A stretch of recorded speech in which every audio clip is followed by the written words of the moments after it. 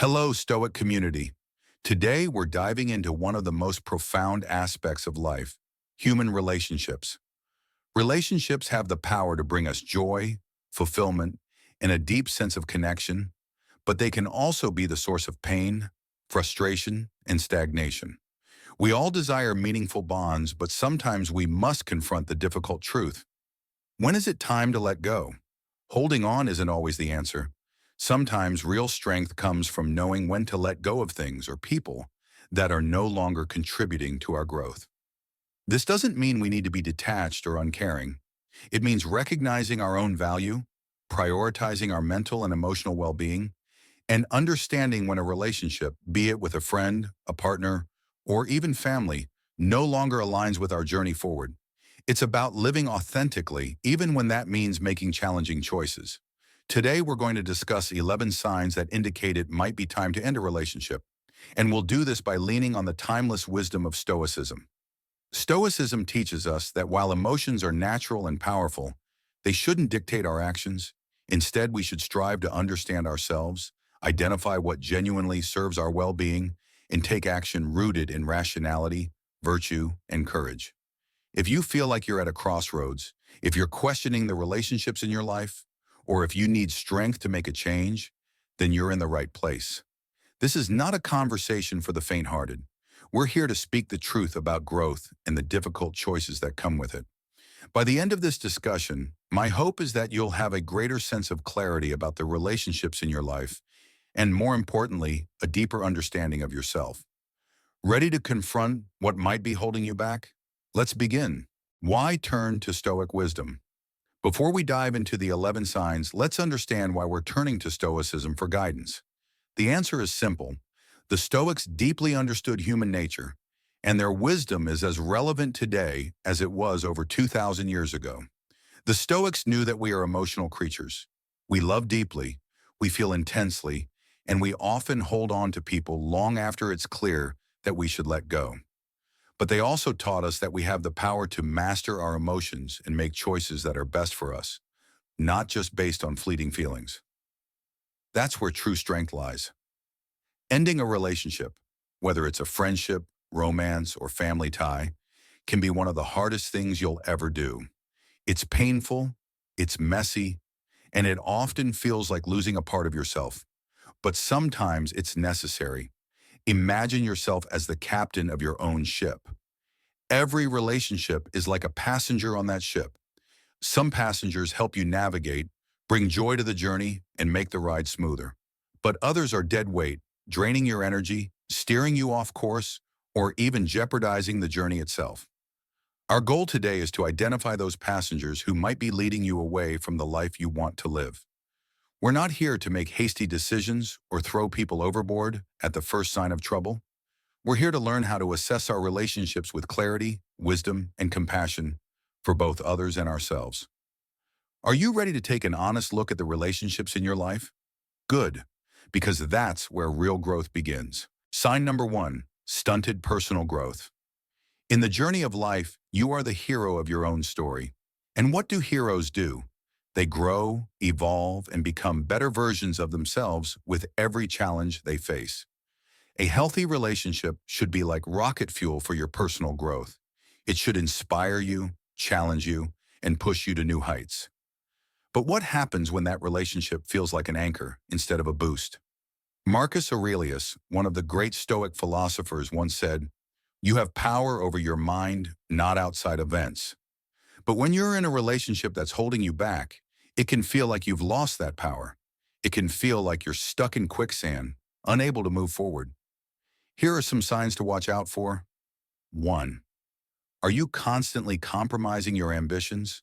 Are you putting your dreams on hold because they don't align with your partner's vision or because they make your friend uncomfortable? 2. Do you feel like you're walking on eggshells, afraid to express new ideas or explore new interests because of how the other person might react?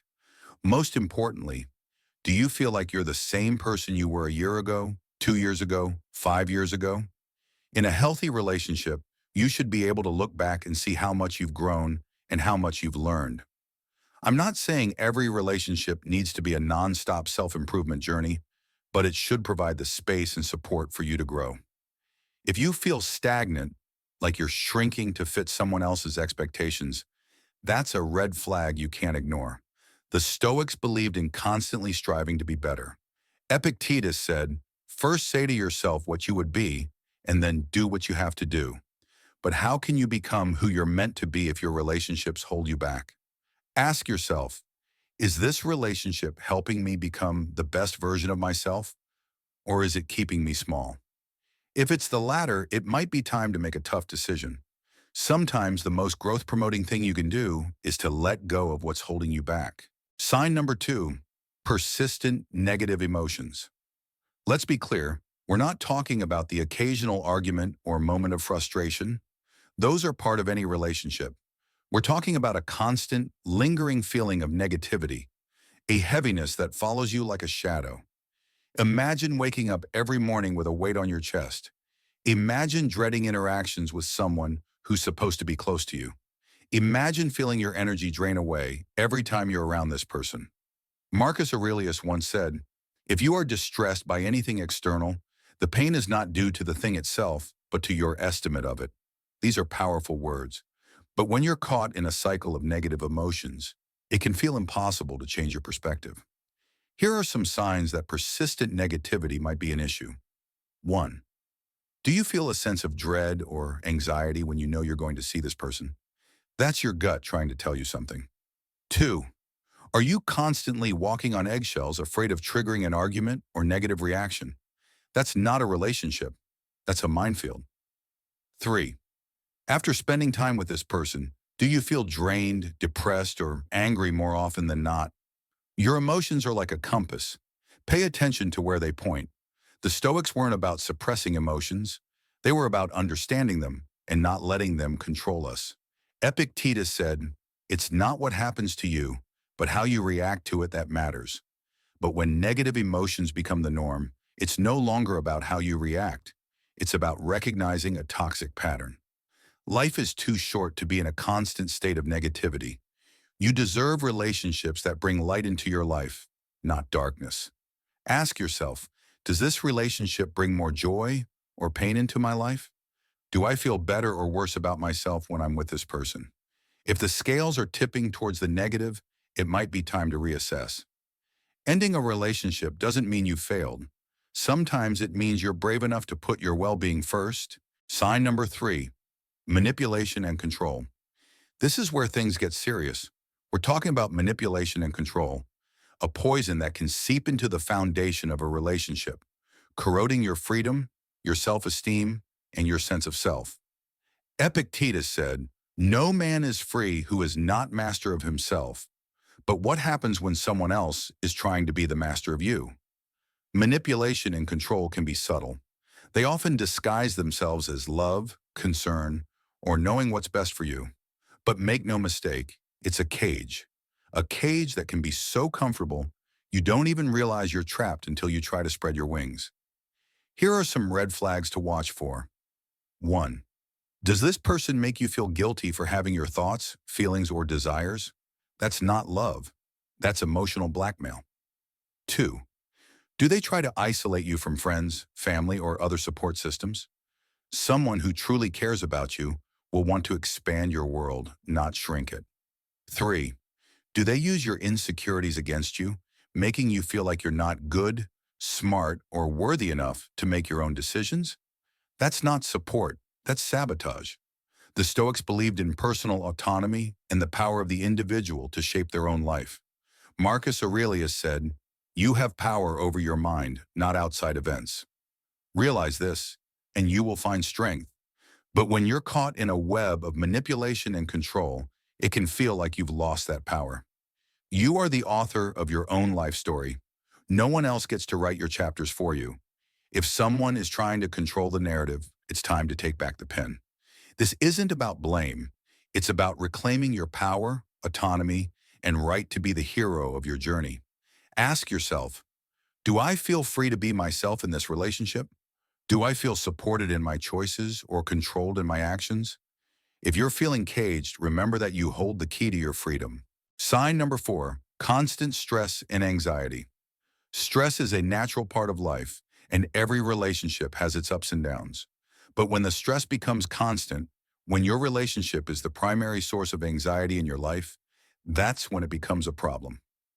Seneca once said, "We suffer more often in imagination than in reality." But when your relationship is the source of constant stress, that suffering becomes your reality. Here are some signs that you're caught in a toxic cycle of stress and anxiety. 1. Do you feel like you're constantly walking on eggshells, afraid of saying or doing the wrong thing? That's not a relationship. That's a minefield. 2. Do you feel a sense of dread when you see their name pop up on your phone? Your body is trying to tell you something. Listen to it. 3. Do you lose sleep, appetite, or focus because you're constantly worried about your relationship? Epictetus taught us the importance of finding peace within ourselves. But how can you do that when your relationship is a source of constant turmoil? A healthy relationship should be a refuge from the storms of life, not the source of those storms. A relationship that brings constant stress and anxiety into your life can drain you emotionally, physically, and mentally. Chronic stress is not something to ignore. It can impact your health, your ability to enjoy life, and your interactions with others. Think about whether this relationship adds value to your life or if it is consistently making you feel worse. If the relationship continuously creates anxiety that overshadows your ability to be happy, it might be time to evaluate its place in your life. The Stoics were all about tranquility and balance. Seneca advised that we should strive for calmness and avoid unnecessary turmoil. Ask yourself, does this relationship bring me peace or turmoil? Life is challenging enough without relationships that constantly bring us down. If someone is adding to your stress, it's important to take a step back and assess whether this relationship truly serves your well-being. Sign number 5, lack of mutual respect. Respect is the bedrock of any healthy relationship. Marcus Aurelius said, "The best revenge is to be unlike him who performed the injury." In a relationship without respect, you might find yourself stooping to levels you never thought you would just to be heard or seen. Respect is not just about listening to one another. It's about valuing each other's perspective, acknowledging each other's worth, and treating each other with dignity. A lack of mutual respect can manifest in various ways, including constant belittling, dismissiveness, or ignoring each other's boundaries. Without respect, there is no foundation upon which trust and love can be built. Ask yourself, 1. Does this person constantly belittle your opinions or ideas? 2. Do they dismiss your feelings or mock your vulnerabilities? 3. Do they treat you differently in private than they do in public? True respect is consistent, not conditional. You deserve respect simply because you exist. A relationship without respect is like a house without a foundation. It might look fine on the surface, but it won't stand the test of time. Without mutual respect, both partners end up feeling unheard, unseen, and undervalued. This leads to a breakdown in communication, empathy, and eventually the entire relationship. If you constantly feel disrespected, it's time to consider whether staying in this relationship is in your best interest. Respect isn't just a nice to have in relationships, it's essential. Without it, there's no room for genuine love or connection. Sign number 6, living in illusion. Sometimes the hardest thing to do is to face reality. We often hold on to a version of our relationship that's long gone, or we idealize our partner to avoid seeing the truth. Epictetus said, "It's not things that upset us, but our judgments about things." Living in illusion is comforting in the short term, but it's a prison in the long run. Living in illusion means ignoring the red flags, making excuses, and holding on to the past while avoiding the present. This might be because of fear of change, fear of loneliness, or fear of losing what we think we have. But the truth is, holding on to an illusion prevents us from experiencing genuine connection, happiness, and fulfillment. Ask yourself, 1. Are you constantly making excuses for your partner's behavior? 2. Are you holding on to memories of how things used to be rather than facing how they are now? 3. Do you have an idealized version of your partner that doesn't match their actions? True strength isn't about maintaining comforting illusions. It's about having the courage to face the truth. Facing reality allows us to see things for what they are, not what we wish they were. It gives us the clarity to make decisions that truly serve us. Living in truth, rather than illusion, might be difficult at first, but it's the first step towards freedom, growth, and authentic happiness. Sign number 7, compromising core values. Your core values are the compass that guides your life. Epictetus said, "First say to yourself what you would be, and then do what you have to do." If a relationship constantly asks you to compromise your core values, it's not just unhealthy, it's soul-crushing. Core values are deeply held beliefs that define who we are and guide our actions. These values may include honesty, kindness, integrity, or independence. When we compromise these values for the sake of a relationship, we lose a part of ourselves. Over time, this can lead to resentment, dissatisfaction, and a loss of identity. Ask yourself, 1, do you find yourself doing things you swore you never would? 2, do you feel ashamed of your actions when you're with this person? 3, have you stopped standing up for what you believe in to keep the peace? Your values are non-negotiable. They are the essence of who you are. Staying true to them isn't selfish. It's necessary. Compromising your values to fit into someone else's expectations will eventually leave you feeling empty. A relationship that requires you to sacrifice your integrity or abandon your core beliefs is not a healthy one. It's vital to have relationships that honor your principles and support your growth. Sign number 8, lack of reciprocity. Seneca said, "Wherever there is a human being, there is an opportunity for kindness." But what happens when that kindness only flows one way? A relationship without reciprocity is like trying to clap with one hand. It just doesn't work. Healthy relationships are built on balance. Both partners give and receive support, care, and love. When only one person is giving while the other keeps taking, it leads to exhaustion, frustration, and ultimately resentment. Lack of reciprocity can take many forms: one-sided emotional support, unbalanced efforts in maintaining the relationship, or feeling like you're always the one compromising. Ask yourself, 1, are you always the one reaching out, making plans, or keeping the connection alive? 2, is your partner mysteriously absent when you need support, but always expects you to be there for them? 3, are you constantly making excuses for why you're giving so much more than you're receiving? Reciprocity isn't about keeping score. It's about both people actively contributing to the relationship's growth. It's about mutual care, effort, and respect. A one-sided relationship will leave you feeling drained, unappreciated, and alone. You deserve a partnership where your love and effort are matched, where your presence is valued, and where your contributions are acknowledged. Sign number 9, abuse in any form. Marcus Aurelius said, "The best revenge is to be unlike him who performed the injury." When it comes to abuse, whether physical, emotional, or psychological, the best action is to remove yourself entirely. There is no justification for abuse, none. If you feel unsafe, belittled, or controlled,